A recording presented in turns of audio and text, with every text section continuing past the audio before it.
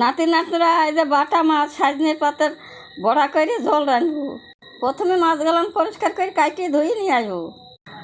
মাছে নুন হলুদ মাখিয়ে দিয়ে কড়াইতে সর্ষের তেল দিয়ে গরম করে মাছগুলো ভাজতে দিয়ে ভিজে রাখা ছোলার ডালগুলো বেশ করে বাইটি, তারপরে মাছটা উল্টে পাল্টে দিয়ে ডাল বাটার মধ্যে সজনে শাকগুলা দিয়ে ভালো করে বাইটে তুলে নেব। এবার ভাজা মাছগুলা সব তুলে নিয়ে এবার আমি জিরি আদা কাঁচা লঙ্কা দিয়ে ভালো করে বাইটে তুলে নেব।